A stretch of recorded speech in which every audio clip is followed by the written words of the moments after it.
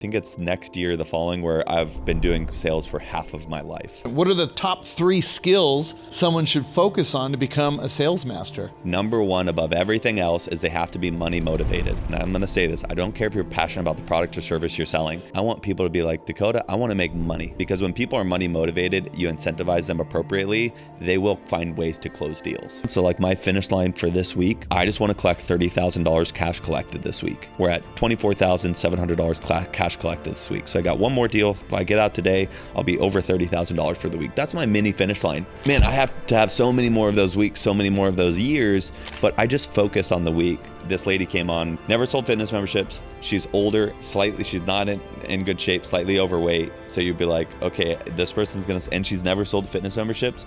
We plugged her into our sales system and just running our playbooks.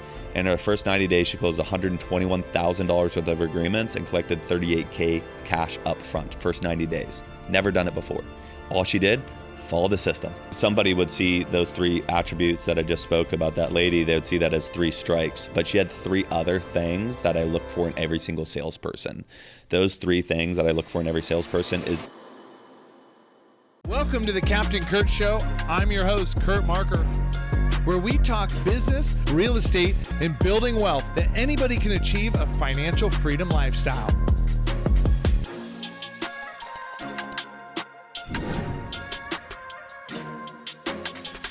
All right, welcome back to this week's episode of the Captain Kurt Show. I got my friend as well as my office mate, Dacoda Londhair. He is a health, a wealth building, and a sales expert and the founder of Longevity Labs, where we're sitting in our studio, as well as Speed2Close is his main business. So thanks for joining me. Yeah, of course, man. Happy to be here with you. And finally ripping a pod together. Yeah, I know I do so many with other guests, and finally it was like, hey, wait, I got to get Dacoda on. And I will say, like, over our conversations we've had over the last couple of months, I mean, you're so good at the sales side, where I always thought I was good at sales. And what I mean is, I was in retail sales or selling surfboards, and like I could do that. It is a different type of sales to what you're doing. Yeah, 100%. And I think for me, there's always levels to the game. And I've been doing sales now for, let's see, how old am I? I start to lose track as you get, like, I feel like once you get past like into your 30s, you start to lose track. Like, am I 33, 34? But I've been doing sales now for coming up on 18 years. Yeah. So it's been a minute. Like I'm coming up, which is going to be an interesting time. I think it's next year, the following, where I've been doing sales for half of my life. Wow. And then there'll be more than half of my life coming up here in a few years, which is pretty crazy. And you learn a lot, but you also learn you don't know what you don't know. And I'm a constant, and you'll notice this in salespeople, to be a constant student, right? I'm always a student of the game. I never, even though I've been doing this for now 18 years, I'll never sit here and say that I know everything, and I have something to learn from everyone. So every time I sit down with have a conversation with somebody that does any aspect of sales, I always want to learn about their frameworks, certain sound bites that they use, because I'm just a sponge. And then I see other guys that are much, much higher level than I am, and just masters of their craft, and they might been doing it for 30 years longer than I have. And they've learned so much. So you just learn from the people ahead of you. And even the people that aren't at your level, I'm telling you, they probably still have something to teach you. Yeah, and I've learned that even people that are new to like a space, or maybe it's sales over Zoom calls, right? Like that's different than someone like, for me, I'm really good in person. Yeah. And it's because I'm authentic and I care. I sell a little bit of a different product, but at the same time, that's what works for me, and what people say, you're really good at this. And I'm realizing like, okay, I need to do more in-person events. Maybe it's less phone calls and sales calls, because I'm just much better connecting in person. Yeah, 100%. And I think people, are naturally like, first of all, it's not natural for us to be on a screen, talking from screen to screen, right? You don't pick up on certain energy, body language. There's all these subconscious cues. You can pick up a little bit on Zoom, but not nearly as much as if you're in person with somebody. I've done B2C sales for about like 13, 14 years. So I was business to consumer. For consumer sales is a completely different game. And I was in person as well too. And then over the last 4 years, I converted to B2B, which B2C and B2B are, I would say this, they're two completely different ball games. However, the core stays the same.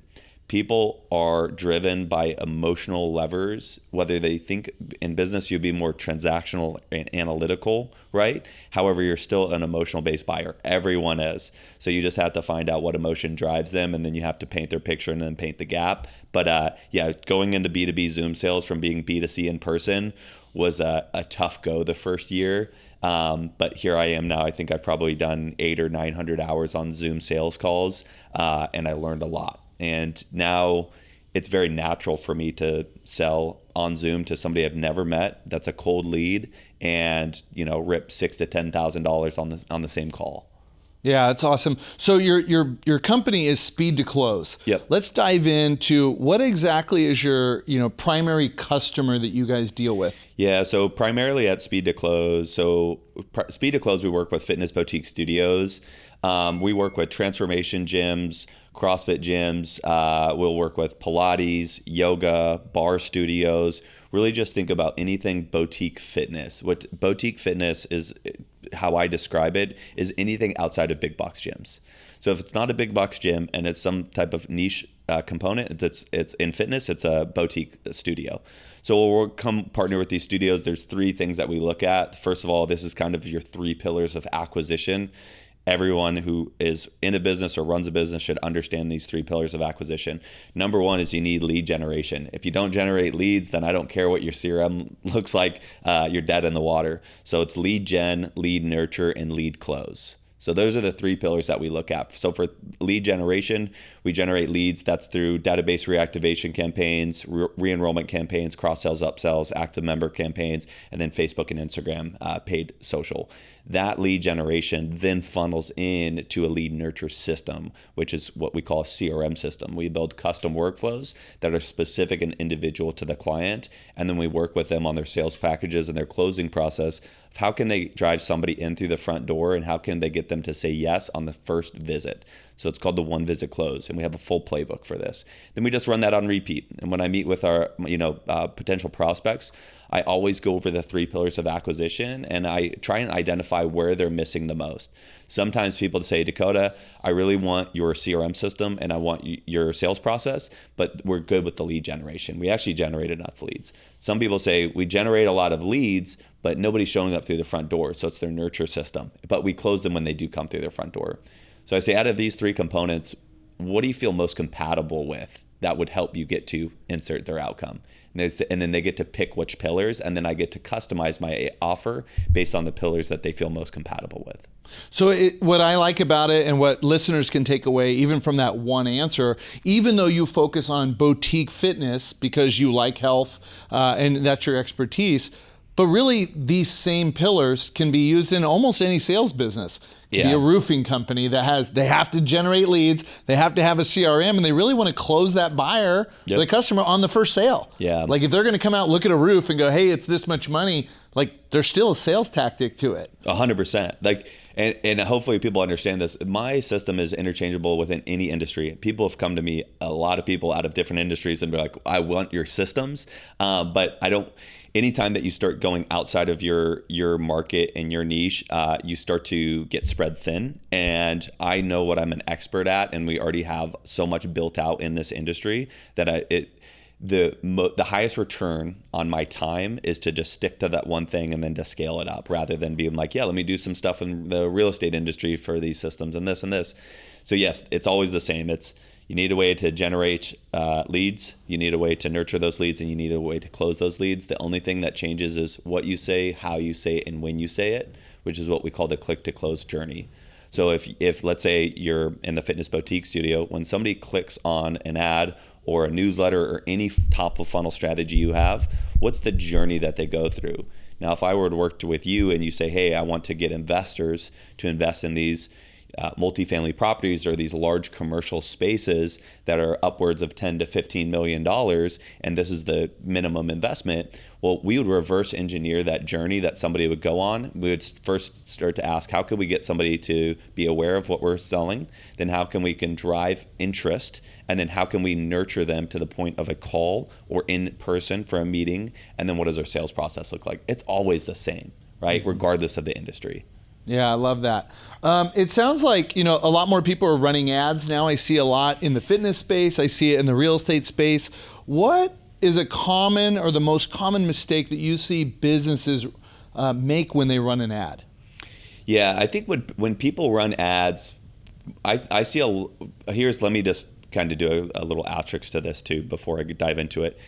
When people put these ridiculous guarantees, like, I'm just so tired of seeing that, because first of all, if you see just a stupid, ridiculous guarantee, then it's probably what we call dirty biz ops. So dirty business operations is like, they're going to find a way to smoke you on the back end. I see this one person's like, pay $0 to start, don't pay until you start seeing results, and if you don't 4x your investment back, you pay nothing. And it's like, people have to go to these lengths to then just get somebody to say, like, yes, I'll even talk to you, which just shouldn't be the case.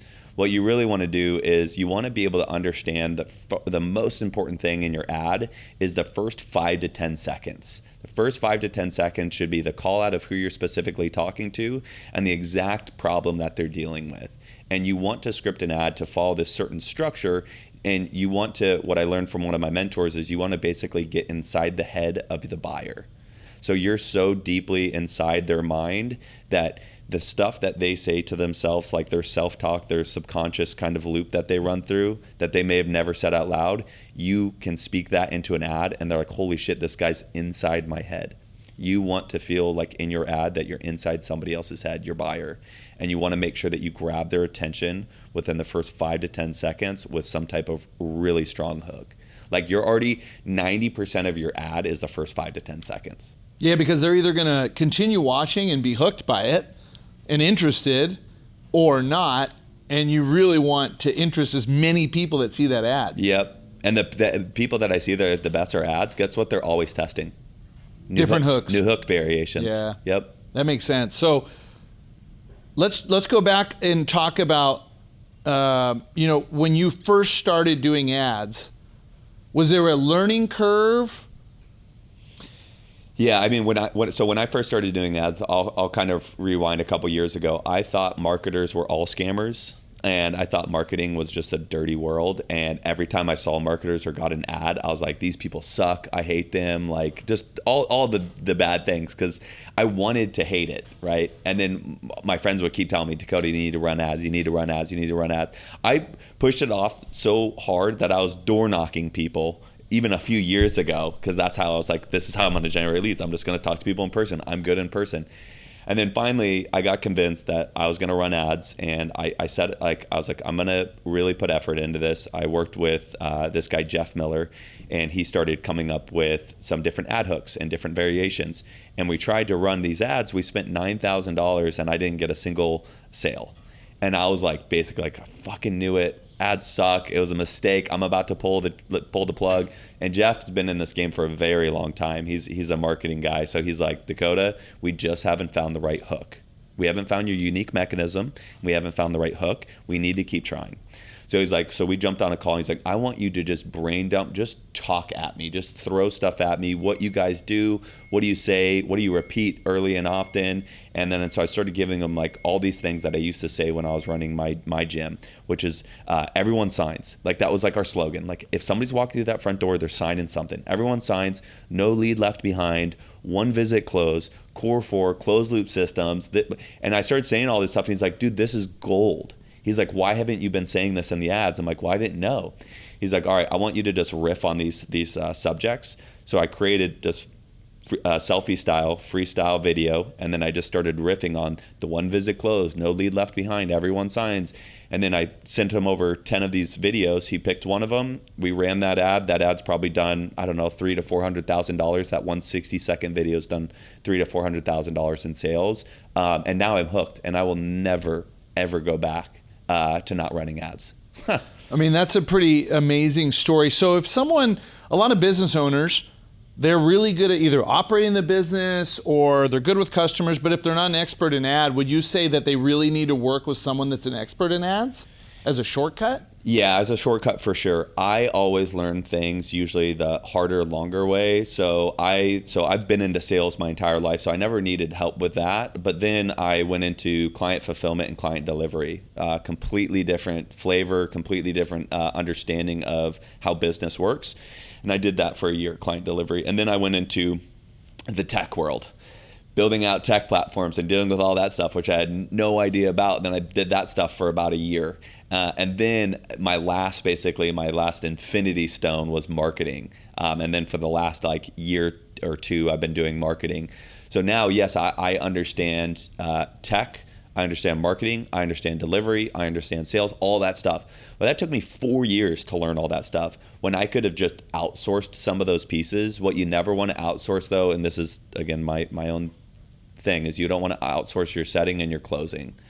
That's the most important and vital piece of your business. Money is the life oxygen of your business. And when you're outsourcing the most important part of your business to somebody else and thinking that they're going to do a great job, that's a risk. And imagine you trying to sell your company and they go, oh, who's doing your setting? Oh, this random company is responsible for setting and closing. Well, what if they close down? Or what if their prices get too high and it changes your economics? You always want to control your setter and your closer and give them an arena that they can do great work in and incentivize them appropriately. But yeah, I would say in the beginning, don't do it like I did. Go work with a tech person, go work with an ads and marketing person. And then as you learn it with them, don't be blind to it though too. Sometimes people hire it and they go, oh, they got that. And I'm like, when I worked with Jeff, guess what? I was understanding everything that Jeff was doing. I was in the ad account with him. When he would want to change things up, I would understand why he wanted to change things up, to where I got all his knowledge transferred over to me. So it's knowledge acquisition, not just set it and forget it. Yeah, and understanding, I mean, that's someone, a lot of entrepreneurs have a brain like yours. Like, I don't want to just pay you to do it. Pay it so that I understand. I may not be an expert in every piece of my business, but I do need to understand each role. Yeah. If you're a busy professional making more than $200,000 per year and you want to put your money to work, come partner with us at Captain Capital. We buy and develop recession-proof industrial warehouse, and we do all the hard work so that you don't have to. Go to CaptainCapital.com, book a call with the team, spots are limited, and don't miss out on our next opportunity.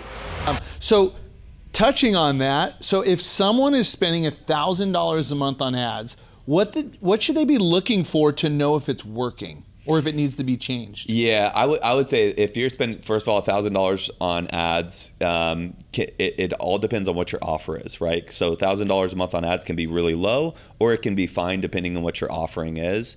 It's like the key components that you want to look at, aside from how much money that you're spending, is really what I care about is what's my cost per qualified lead, and then what's my cost per shown call.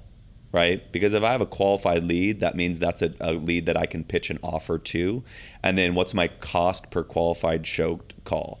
Once I understand those numbers, then it really just depends. Because like the numbers that you're looking at, let's say that you run $1,000 on, we'll just say this example. You run $1,000 a month on ads and you get 4 leads. So how much is that? That's $250 per lead, right? You go, oh, that's a high lead cost per lead cost. But let's say out of those 4 people, 2 are qualified shown calls. And let's say out of those 2 people, you close one onto a 10K package. That's your package offering. So if you spend $1,000, right, you get 4 leads, 2 are qualified showed calls, you close 50% into a 10K package, how much money did you make? $10,000. So you just made 10 grand on your $1,000, right? So then you look at your return on ad spend. Is that a good return on ad spend? Yes. So what I look at as far as return on ad spend, again, it depends on what your margins look like and how you run your P&L. But I like to be in the higher end. I like to be between 5 to 7x return on ad spend, where other companies can operate just having a 2x return on ad spend. So it's like it's so much more nuanced than just this basic conversation. But I would just say focus on your cost per qualified lead, your cost per qualified shown call, and then what your close rate is.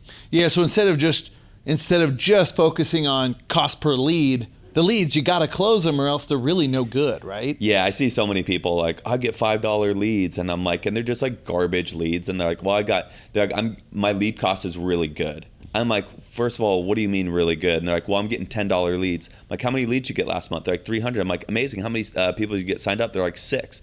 I'm like, then something sucks here. I don't know. It might be your leads. It might be your nurture process, the click to close, or it might be your sales process. So then you reverse engineer that. You say, well, if you close 6, how many people walk through the front door? And they go, we had 12 people walk through the front door. So if you had 300 leads, but only 12 people walk through the front door, how is that possible? So how many people did you get booked? They're like, oh, we had like 70 bookings. Okay. So it's the book to show rate. So it's the show rate that really, why aren't these people showing up, right? And then you reverse engineer the conversations that you have with these people. So it's always going to be your lead to book to show, book to close. Yeah, and as someone from the outside, if I had to have 300 investor calls to book 6, that's not a very good ratio, because the 300 phone calls for me is going to take up weeks of my time, really. It depends on what you're selling though too. Let's say that's the 6 investor calls, you get 2 people to pitch $1 million, right? There's $2 million. So it's like, I just really want people to understand, for whoever's listening to this, is what I learned again from another one of my mentors, because I've actually got to partner with such amazing people in the space, is his favorite saying was, it depends. Everything that you would ask, and he would always respond back with, it depends. And that got stuck in my head. And it really does. It depends. Is $1,000 a lot or a little bit to spend in ads a month? That depends. Is 300 leads and 6 investors? It depends. Yeah. That's actually it's really true advice, because even if you're in the same business as someone else, it depends. Yep. How many employees do you have? What's your end goal? Dude, that's pretty great. So much. So we talked about marketing and leads and ads. I love that. Let's transition to sales a little bit. Can anyone learn to close deals? Or do you think closers are born, or are they made? Yeah, I am pretty, so I'll give you a little bit of my background as well too. So I was a sales manager for a Fortune 500 sales company.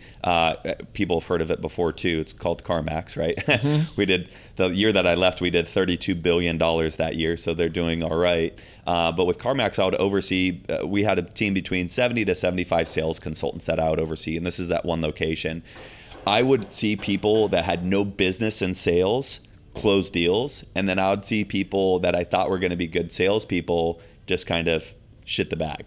And what I really learned is, first of all, it's kind of nature versus nurture. I think that there are people that are naturally born to be better at sales specifically because of their charisma. However, I think the majority, 80 to 90%, is learned in the actual skill set and mastering that skill set itself.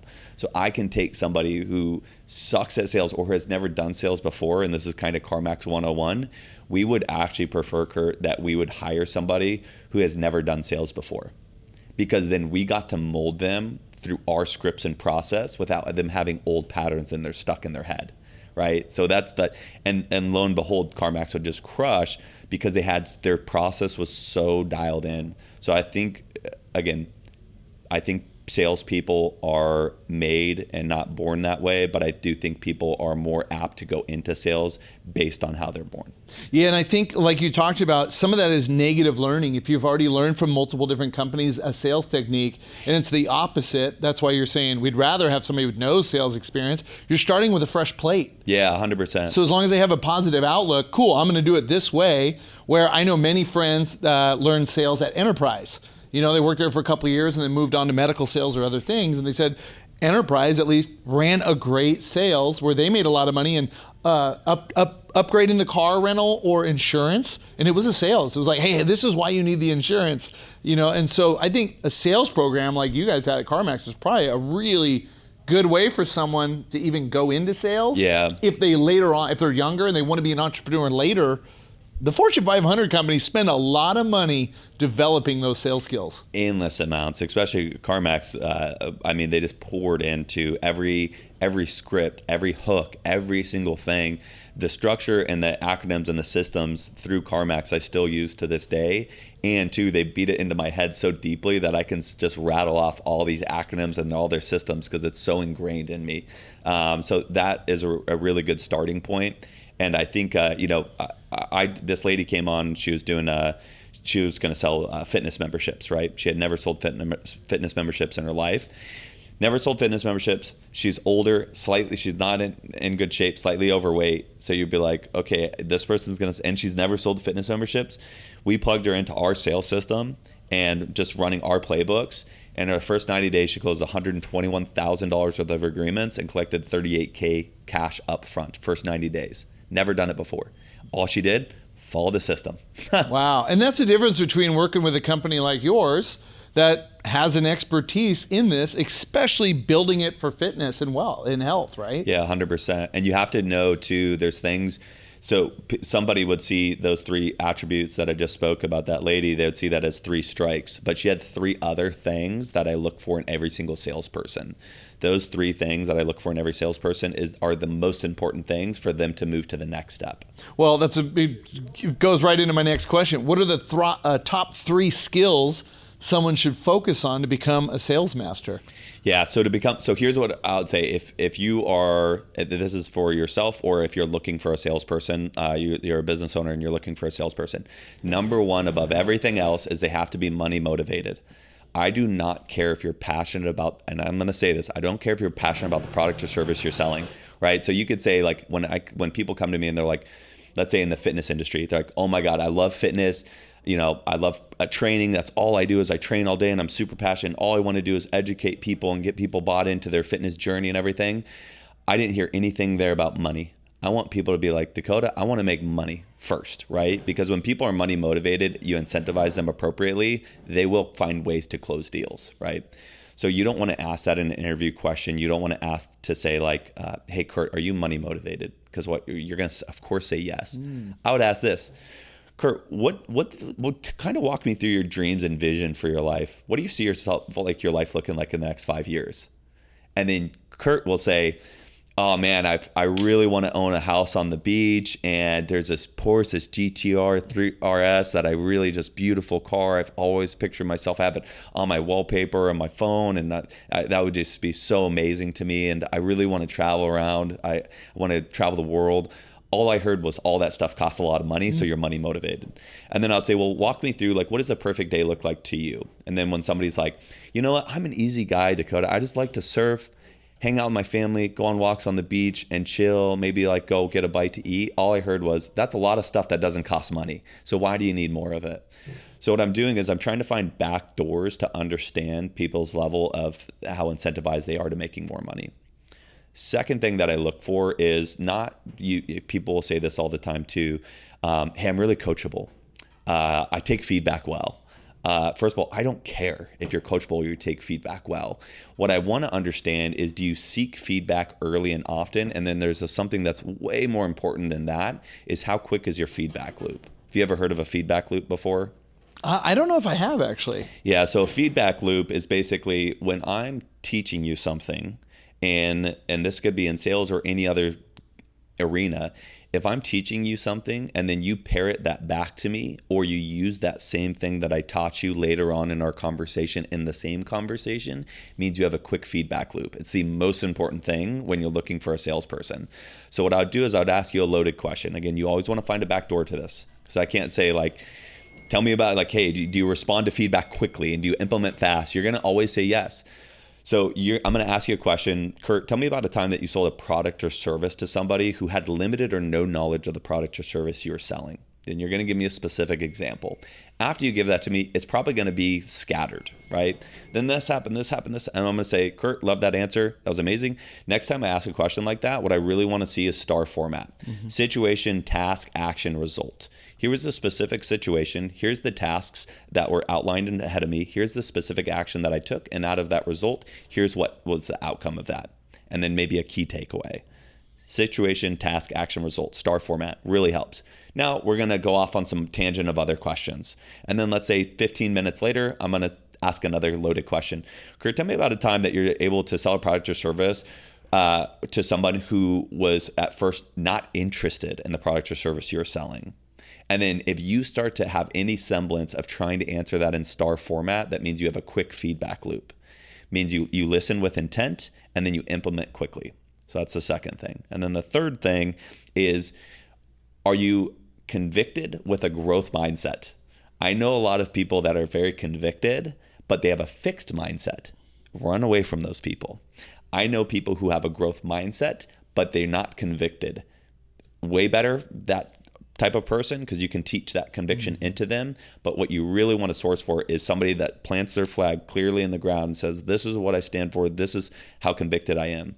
Because what I say in sales is everything before a sales call, I say, I overcome their uncertainty by installing my certainty. The most certain person in the room tends to win. So when I'm the most convicted person in the room, you're uncertain, and I install my certainty into you, right? Then you get to borrow my certainty. So what I really want somebody to say is they're super convicted, but they have a growth mindset. They're always willing to move their flag based on new learnings. So that's a very long-winded way of saying 3 things to look for in every single salesperson is somebody who is money motivated above all else, somebody who has a quick feedback loop, and somebody who has a convicted growth mindset. I love it. I mean, those are really positive and direct, like you said, for yourself or for if you need to hire someone in your business. I mean, it's great. It's funny that you talked about the STAR format, and then your other question that you said that I really liked is tell me about your perfect day. And it's funny because even my business coach that I pay a lot of money per year, those are some of the first questions he asked me. And it was the first thing out of my mouth was, here's my dollar target. And then he's like, okay, but why? Yeah. And I said similar things. And it wasn't necessarily about spending money, but it was like, well, because I want this catamaran there's a few things about money, and I don't want to, have to work. I want to pay off all my houses and the family, all these things, generational wealth. But his second question right behind that was, what is your perfect day? Yeah, 100%. And it was very interesting because my perfect day was kind of mellow. It was workout, whether I'm on a boat in the Caribbean with my family, snorkeling, doing these fun experiences. And then he said, okay, so why do you want to grow a big company if that's not your perfect day? Yeah. And I'm like, oh, crap. So he asked me similar things that you did, even though I am money motivated. I have a growth mindset. I have a quick feedback loop. I have all that, but I walked away from that 2-hour meeting, the first one I had with him.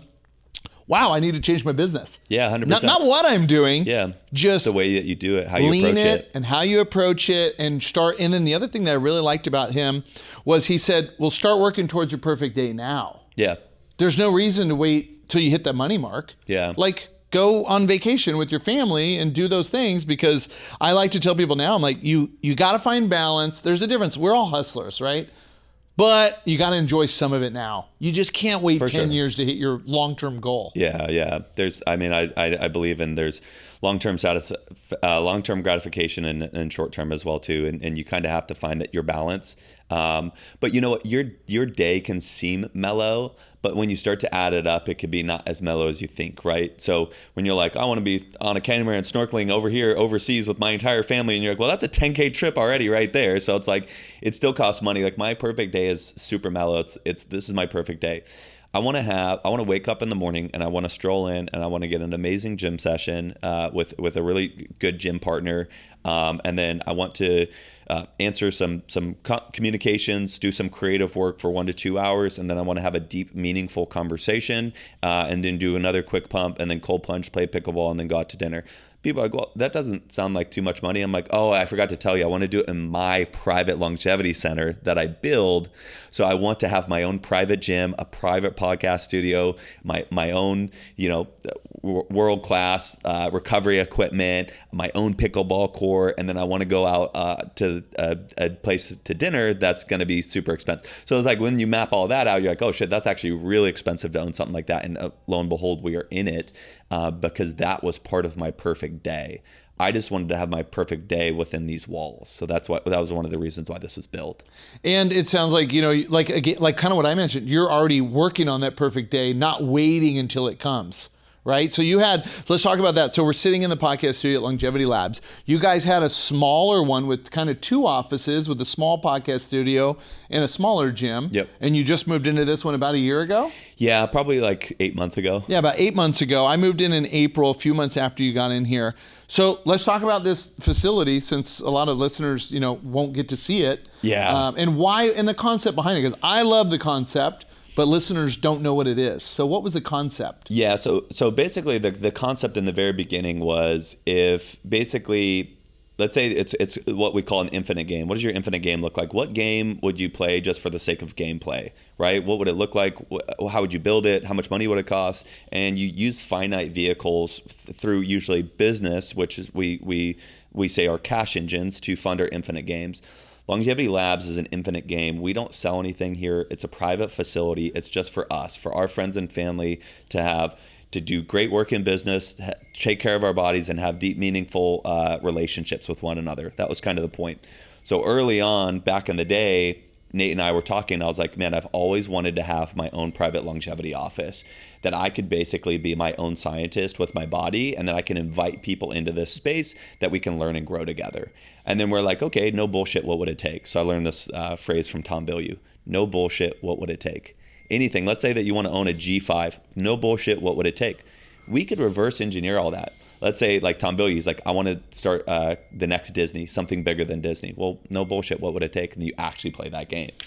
So like, what would it take? So we started to reverse engineer what would happen for us to build the first one, what it would look like, who we invite into the space, the things that we would do. And then it just started formulating. And then every conversation Nate and I would have for about 3 years was around, what would this infinite game look like for us? And then we built the first Longevity Labs. And Longevity Labs, I mean, is really just it's a tool for us to work with amazing people, for us to get great work done, and for us to take care of our bodies. So we want health, and people are like, well, yeah, I want longevity because that's health, but we want longevity in health, wealth, and relationships. So what would it look like if we could build a facility that allows us to basically what we call environment hack our way to having more health, better relationships, and more money in our banks? And this is the conduit, the vessel for that. And guess what? This is an infinite game. We're not doing it to achieve some specific outcome. We're doing it to extend gameplay.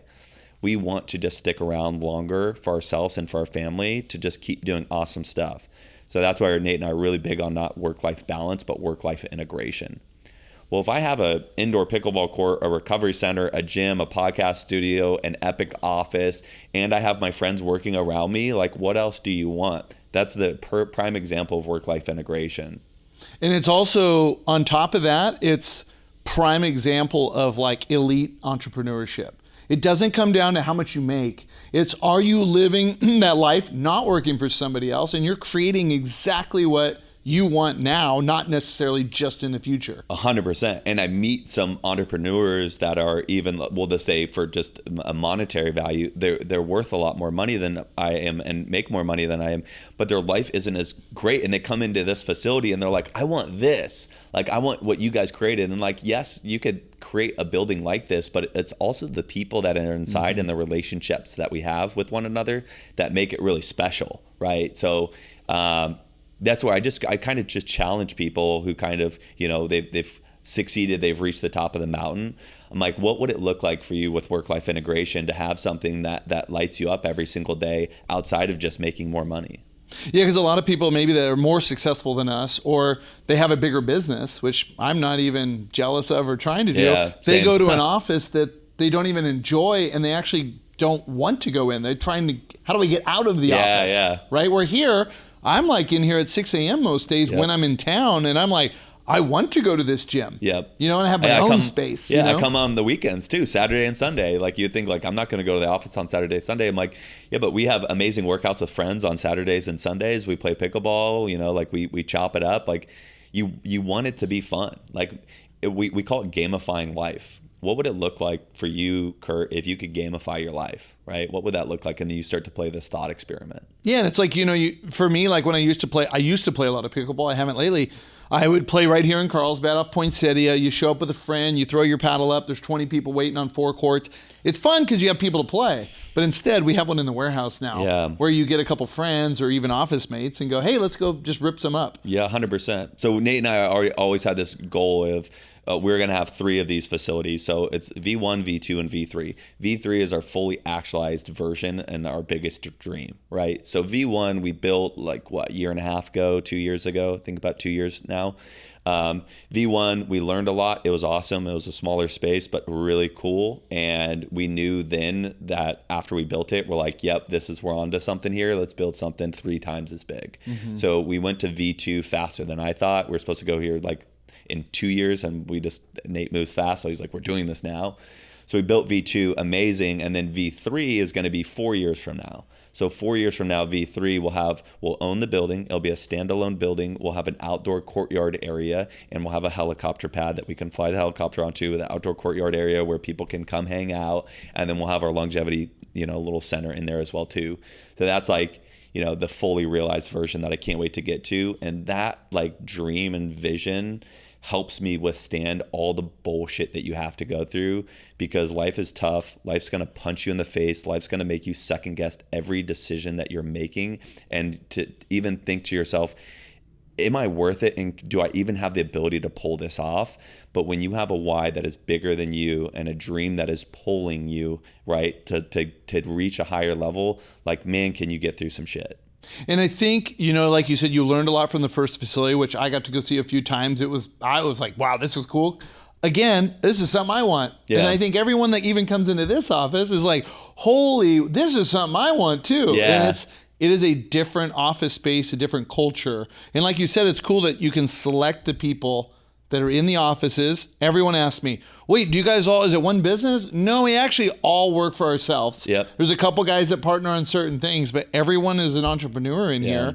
And it's cool to bounce ideas off each other. Yeah. Even if it's different industries and whatnot. 100%. So you built a brand around health and wealth, right?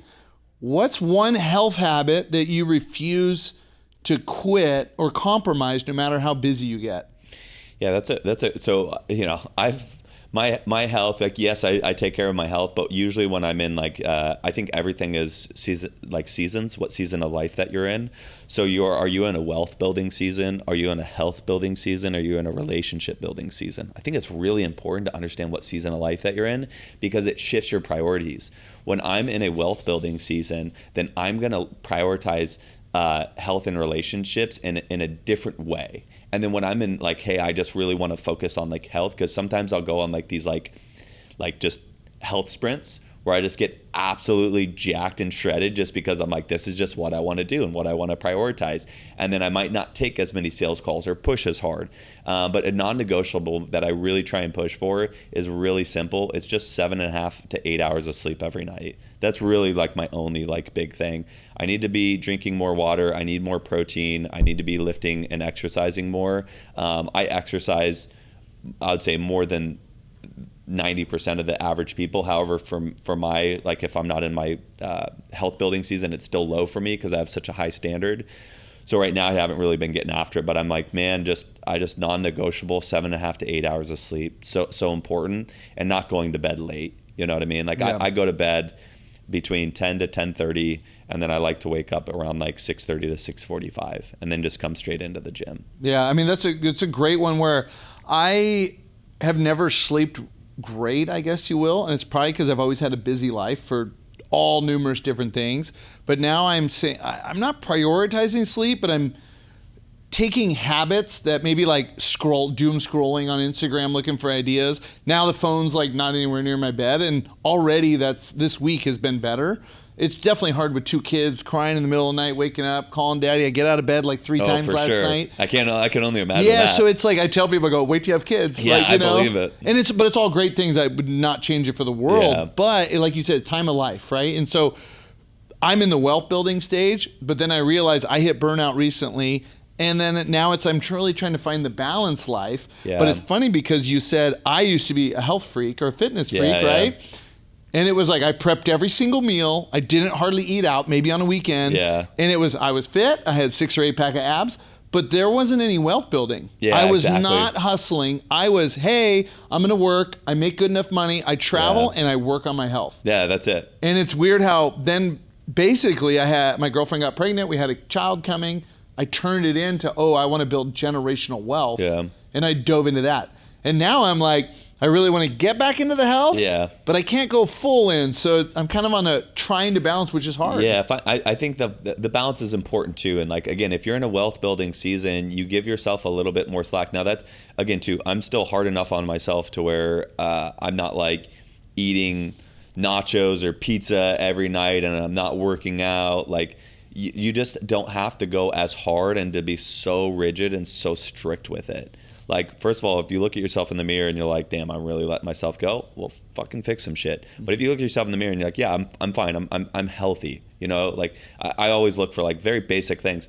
Can I, and again, this is my barometer, can I go out, lace up running shoes right now and go run 5 miles straight? And I know I can, right? Can I go play pickleball for 1 to 2 hours, sprinting singles, not doubles, because we only play singles? Can I do that and can I keep up? Yes.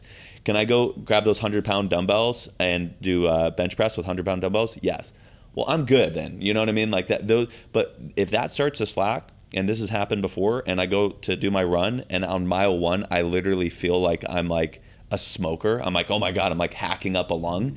And then I go to lift the weights, and I could barely lift the 70s. I play pickleball, I sprint a few times, and I'm exhausted. That's an issue, and I will address it if that happens. Yeah. So you should always just kind of know like where your set points are. Yeah, where your minimums are for yourself. And everyone's going to have a different one, right? I mean, you always have a floor, you always have a ceiling. And I know when I'm getting closer to my floor, I fucking turn that on. And, you know, and then again, I give myself, when I'm in the wealth building season, where I'm not striving so much for my ceiling. Because I've actually reached almost, like in people can look at pictures of me, I've reached almost my genetic potential without taking anything exogenously.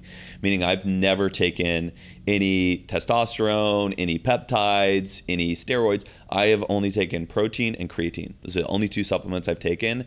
And with that, you could only get so far with your body. But I've reached like I was probably about 180 pounds, which is like my body's like, that's all I can carry. I mean, I was consuming disgusting amounts of calories to keep that up.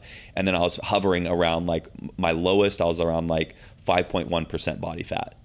So I'm like, my body was like, that's all I have. I can't do any better than this. And it's really interesting to like reach your genetic max where you're like, I can't work out. Like I couldn't work out any longer. I couldn't consume any more. Like I was tapped out. That was like, that's what my body's going to look like perfectly unless I add in an exogenous thing like TRT or something like that. It's wild to I've been a weightlifter for a long time. My dad was, that's how I got into it. Let's just say early 20s, I got real serious.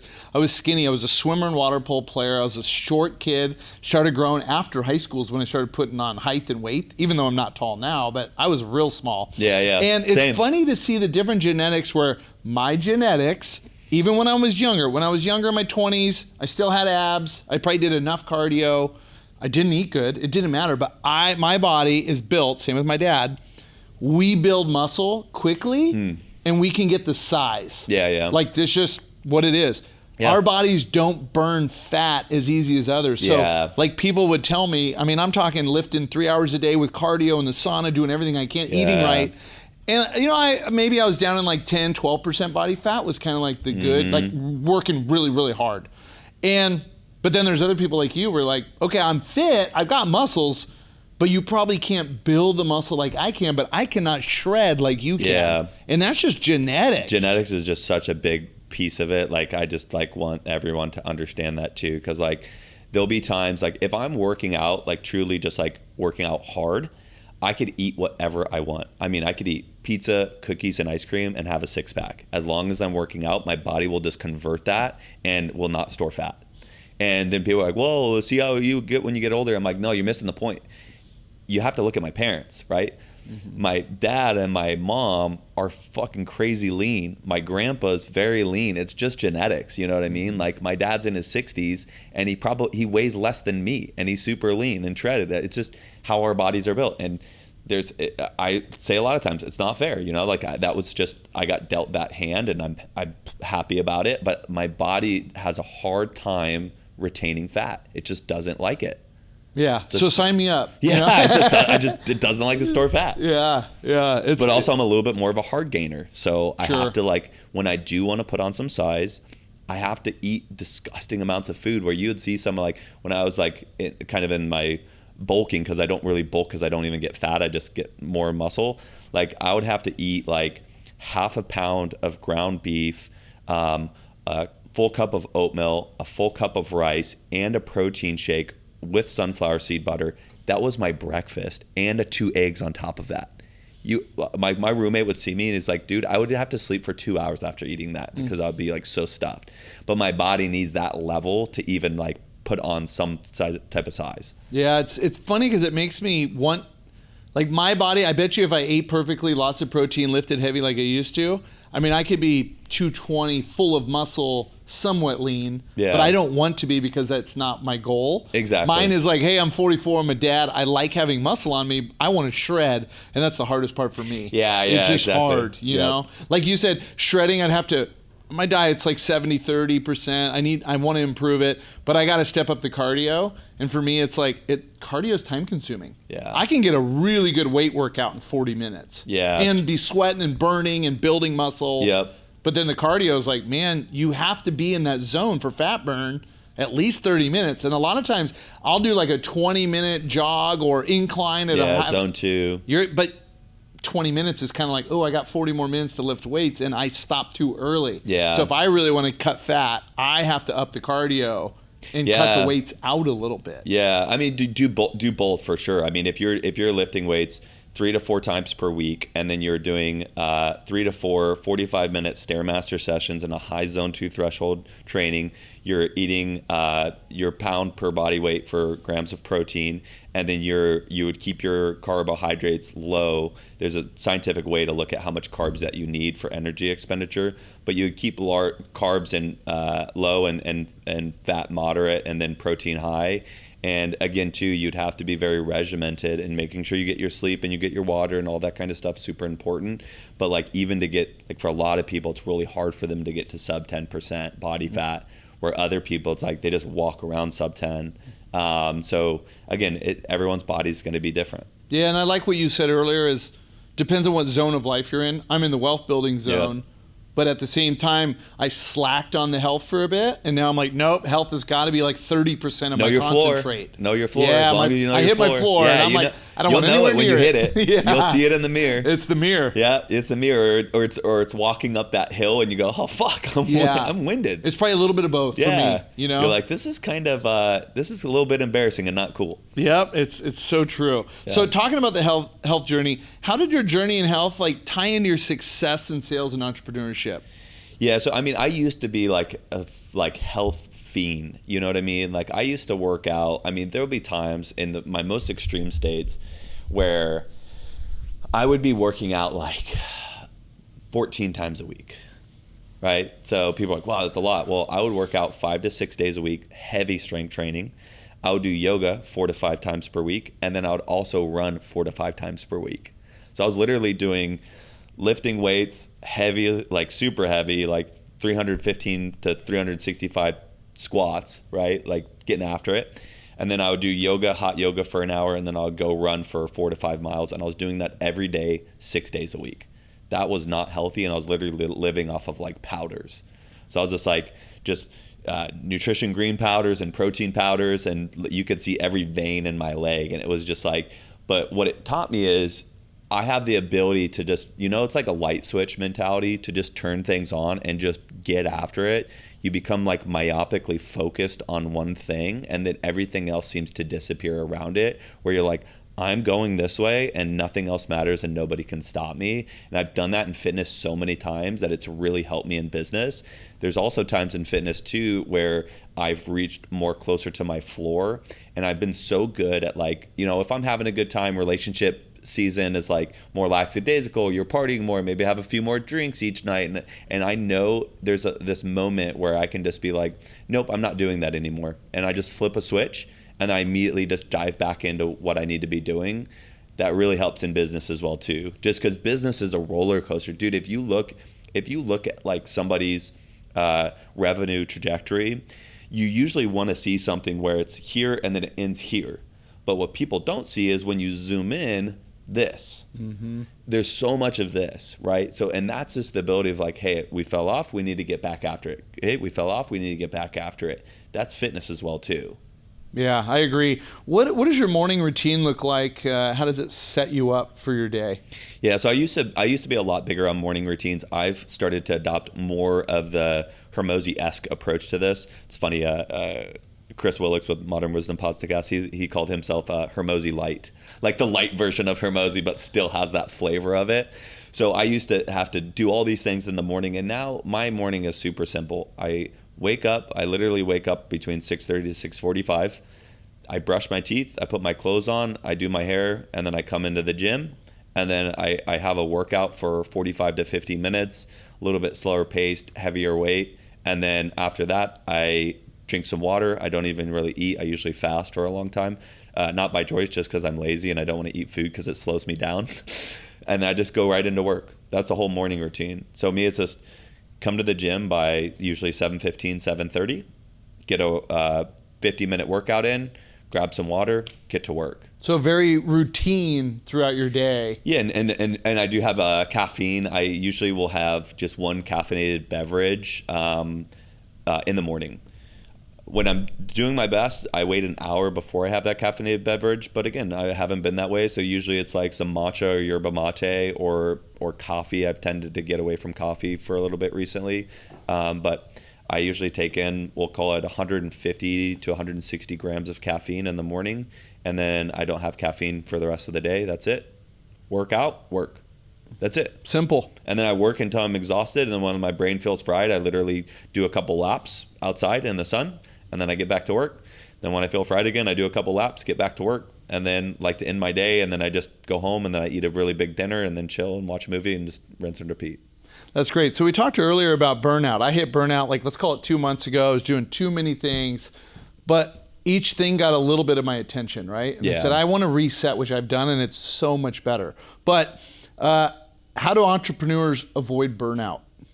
Yeah, I think so. The most important thing was again, it's all about your perspective. You know what I mean? Like what's your framework? What's your perspective on life?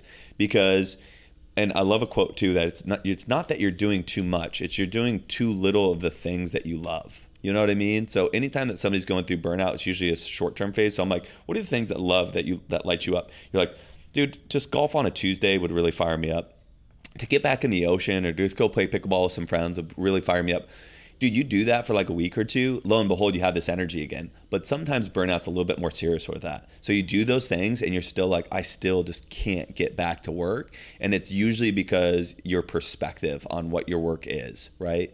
So what's helped me is when I have something that's my deeper why, that's bigger than me, that could be building legacy wealth for your family, or it's me building L&L 1.0, 2.0, 3.0, this allows me to sustain kind of that burnout. And then when I do hit burnout, I make sure that I pause, assess the situation. I look at trying to pull levers.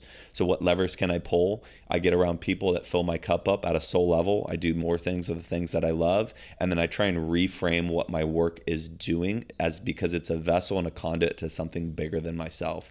And when I lose my big picture vision, that's when I get stuck in the scary now, where I'm like, I don't know if I could keep doing this. And usually you have to find what can you do to create some quick wins. Because what if I told you, like, let's say we got you on a treadmill and I said, you're going to just start running. Then you're like, oh, how long do you want me to run for? I'm like, I'm not going to say. You're like, oh my God, that your brain will start to freak out. So when you're in entrepreneurship and it's like, how long is it going to take until I reach this level? And the answer is, it depends. Like, you really don't know. So it's really hard to run a race when there's no finish line. So what we have to try and do is we have to create our small finish line. So like my finish line for this week was, I just want to collect $30,000 cash collected this week. We're at $24,700 cash collected this week. So I got one more deal. If I get out today, I'll be over $30,000 for the week. That's my mini finish line. Man, I have to have so many more of those weeks, so many more of those years, but I just focus on the week. So I zoom out. It's called zoom out, zoom in. I zoom out. I look at all the beautiful things that I have around me in life. I do more of the things that I love for a short period of time. I try and fill my cup up at a soul level. And then I zoom out and say, what am I grateful for? Where am I going? What's my bigger, deeper vision? And I get recommitted and reconnected back to that. And then I zoom back in and I say, what can I do just this week to move the needle? Not thinking about the next month it's just, this is the week. I'm going to focus on the things that I need to do. And I'm going to create a little mini finish line so that I can feel rewarded and gratified when I cross that. And then I'm going to reward myself when I do. And it helps the mindset. You feel like you won. You won the day, you won the week, you won the month, you won the year, and then just reset. Yeah. So when you hit a burnout, that's what I did. I trimmed some fat, Yep. reduced some debt. I said, I got too much crap that's overfilling my brain. How do I get back? Because I actually love what I do, but I was doing too much of it. Yeah, 100%. And you were right. I went and played golf. I've only done it once, and I was like, that was such a nice, enjoyable day. Yeah, felt good. And I just took the day off. Yeah, filled your cup up a little bit. And There I think you go. a big thing too with people, and kind of this is what I'm going through right now, is like things you'll tend to be burnt out, and everything else kind of starts to feel stale, right? Maybe people listening have felt this before, where it's like, dude, I'm doing the golf, I pulled the levers, I saw the people I love, and there's still this stale energy where I'm just like, these levers aren't working for me right now. Usually that's when you want what I call shake up the snow globe. If you shake up a snow globe, the snow never falls in the same place twice, which changes the landscape, which changes your perspective. What's the best way to shake up a snow globe? Leave, right? That could be, you go out of state, overseas, and you have some type of an experience. And it doesn't have to be extreme. It's like, what if like I'm going, because I need to shake up the snow globe. I'm going to Europe for 10 days in October. Why? Because I need to get out of this stale energy, and I need to experience new energy, new culture, and I need to be reinvigorated. And the things and levers that I'm pulling right now aren't working. So I'm going to shake up my snow globe a little bit. Love it. Love that answer. So the number one health hack to make more money. Yeah, the number one health hack to make, I would, again, just say, keep it super simple. There's two things. Again, having just, and I don't think health is equated to success in business. And again, kind of Hormozy-esque style of thinking. I know people who are fat and out of shape that make bank. I know people who drink and do heavy drugs that are extremely successful. I know people that are extremely fit and mind their health and fitness that are broke. So it's really, again, too, it's just, don't think that this leads to that, right? Does it help if you have a healthy mind and a healthy body? Yeah, because you could kind of withstand a little bit more of what's going on. Is it a necessity? No. So I just say, like, as long as try and just get out and get 30 minutes of sunlight a day, 30 minutes of movement, that could be through walking, right? Get 7.5 to 8.5 hours of sleep. And then make sure that you're drinking enough water, right? Which, if you don't know, there's conversion calculators online based on your body weight, how much water you should be drinking per day. But you'd be amazed, like just 30 minutes of movement, 30 minutes of sun, drink your water, go to bed. That's it. And then the rest of the stuff is just kind of like a cherry on top, but it's not needed for success. And all those things I talked about are more for emotional regulation, not needed for success. Yeah, just to balance the brain. Yeah. Right? I ask every guest 2 books that you've read. We've probably all read a lot of books. What are 2 books or even podcast episodes that you could leave for listeners that made a big impact on you? Yeah, that's a good question. I'm trying to think of, like, I guess that was a pretty impactful book for me. Okay, so there's the first book, top of mind, always, like, I basically, if this would be my billboard, right? And for me, the book that's impacted me the most in my life is a book written by Pema Chodron. She's a Tibetan Buddhist monk. Pema wrote a book called When Things Fall Apart. Heart Advice for Difficult Times. When Things Fall Apart. And that book is basically my Bible. And there was a period of my life where I was going through some like deep trauma, and it was kind of like I had to do all my shadow work. You know, it was the dark night came, and I needed to confront all of these things, and it took 2 years to untangle and untether that. And this book got me through that in such a big way. I listened to it every single night for 2 years straight on Audible. So you could imagine how programmed I am by that book. 2 years straight, every single night. Like, I've probably have listened to that book hundreds of times. So it's so ingrained in my brain. It was so consistent. And it's really just like Buddhism in its like core essence is just that, like, life is pain and suffering. And we get to choose that pain and suffering, because when we attach onto things so tightly, that's when we suffer the most. And when you can go at life understanding that you don't have to expect the unexpected, but you have to accept the unexpected, it changes the way that you have a relationship to life, and to understand that impermanence and suffering are a part of life, and those are to be honored. Right? So it's not like, will there be suffering in your life? Yes, but how will it impact you, and how long will you deal with that suffering for? So it's really, in Buddhism, it's to help people, like when you become a bodhisattva, you're a spiritual warrior of peace, you're helping people become free from pain and suffering by understanding that they don't have to live there. You can visit there, but you don't have to live there. And the more that we can come at life with open hands rather than clenching things, and we want things to remain just the way that we want them to, that's when you hurt the most. So that book fundamentally changed my relationship to life. And then the second book, which is not nearly as impactful, so it's hard to say in the same breath, but something that I thought was really important for me on my entrepreneurial journey, was Be Your Future Self Now. Have you read that book? No, I haven't. Phenomenal. Be Your Future Self Now is literally like Mr. Beast did a time capsule. I don't know if you ever heard about this. He was basically like, did his first YouTube video, and he's like, in 5 years or in 10 years, I want to have 1 million subscribers, and if I don't have 1 million subscribers in 5 years, then that means I failed. And like, he started like creating this like vision that was so big, and then he started acting as his future self now. Then literally, I think in 5 years he had like 50 million subscribers, and like, of course, his life has changed, and he's going to be a billionaire and all that stuff. But it's like, how can we understand what our future self is? Because people don't have clarity in who their future self is. So it's hard, what path are you going to walk towards when you don't even know who that person is? And then when you find out who your future self is, and the things that you want, what you want your relationships to be like with your kid, with your spouse, with your friends, and really feel it, the facility, you start to reverse engineer, and you could be that person now. So how would that person act today? How would he respond to that email? How would he respond to his kid if he came, and that was, you're being your future self right now rather than waiting, and beautiful things start to happen. So that's where, when I read this book, I changed my trajectory of what would my future self do today? What decisions would he make? And then I did my 10-year time capsule. So I did it when I was, this girl, one of my good friends, his sister, she was 20 years old. And she had all these ideas of what life is and all these things. And I'm like, you'd be amazed how much changes between 20 and 30. Those are like your formative, that 10 years, you're programming yourself so much of who you are as a true adult. And I was like, man, you're going to be so crazy to hear all the things that you said when you were 20. Nobody ever did this to me. So I grabbed her. We did a podcast together, a 10-year podcast. And we talked about, how do you view love? How do you view relationships? What do you want out of this? And she answered all the questions at 20 years old. And we're going to watch it on her 30th birthday.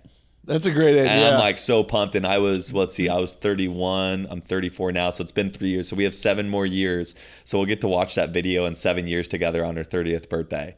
And I can't wait to hear it. That's awesome. I like that idea. I've read some books by like Eckhart Tolle and things like that when I was going through some mindset, life balance. And it sounds like your other book that you mentioned, I'll put it in the show notes for listeners. But I love the Buddhist mentality as well. And it's kind of like an ebb and flow. So if your highs are not as high and your lows are not as low, you can react to things and take them differently. You can still celebrate wins, but you don't have to go so down in the dirt on hard times, and you can get out of it sooner. That's actually more healthy for your body and your mind anyway. Yeah. That's why, like, people like, are you religious? I'm connected to spirituality. I believe that there's a source that is bigger than us, and I've gone through many psychedelic experiences to go deeper into myself and to understand what things are and what I know to be true and what aren't, only to be humbled so many times to just understand that it's bigger than us and we don't have all the answers to the test, and that's okay. And can I just walk that middle ground? And there's a beautiful thing in Buddhism called the 8 worldly dharmas, and it's like it's a double-edged sword, right? So you can't have hope without fear. You can't have fame without disgrace. So you can't, it's both the same side of the coin, right? You can't have this without that. You can't have happiness if you've never experienced loss. So, and then in there's 2 words too, that are it's called it's Rewa and Dokpa, which is hope and fear. So it's like in the 8 worldly dharmas, we hope for this side of the blade, but we fear the other side of the blade. And in Buddhism, it's all about finding how can we walk the middle ground, right? And that's not meaning I don't feel anymore and I'm disassociated. It's just I don't let things pull me and take over my life. I observe them and I understand them and I let them pass through my body. So. I love it. Final question. We'll be respectful of your time here. Looking back after life, what do you want your legacy to be? Man, I kind of took this from a Hormozy-esque approach where he's like, dude, people are just going to forget about you. Like, I'm just like, I hate to say it, but let's think about, okay, so my great grandfather, let's think about his life. Let me tell you about his life. I don't know. I don't even know about my great grandfather's life. I know about my grandfather's life to a degree, but my great grandfather, he's only one generation before. I don't even know anything about him. That's only been a few generations. That's wild to me. So I think the people that are fixated on the legacy stuff, I would just be cautious of, dude, because people are going to forget you. You know how many times that I've thought about Steve Jobs since he's passed? Almost zero. This guy fundamentally changed the world. Did he leave a legacy? Sure, but here in a little bit, like it's irrelevant. So it's all about the present moment and who you have now in your life. And what I always like to say is people will tend to always forget what you said, but they won't forget how you made them feel. So my legacy is not in when I pass and what I pass on. It's what I give to other people in this moment and how I make them feel. I love it. Yeah, I mean, you make a really good point. So rather than a legacy, it's living it now. Yeah. Right? And just impacting people and like how do you want to impact people? Like what does that actually look like now?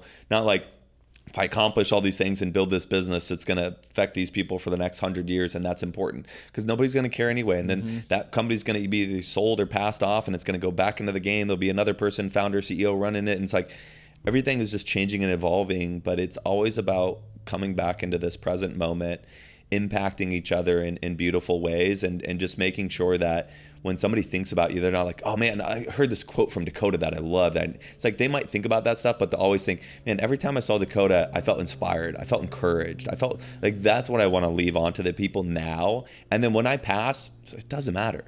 Yeah, I love it. Well, thanks for your time. Where can listeners connect with you if they want to connect? Yeah, I mean, the easiest way is just my Instagram, Dacoda Londhair. So Dacoda, spell my first name a little differently. Yep. And then last name Londhair, Londhair. So Dacoda Londhair on Instagram. You could shoot me a message if you listen to this podcast. Happy to chat with somebody. Cool. And if you want to watch some of his sales advice, they have an Instagram, Speed2Close with the number 2. I'll put them in the show notes. That way you guys can have a quick link to it. But thanks so much for sharing your wisdom on sales and lead gen and health and life. So I love to have the convo and love sharing your office space. So thanks, guys, for this week's episode. Make sure you like, subscribe, share with a friend that can benefit from this episode, and we'll see you next week. Peace.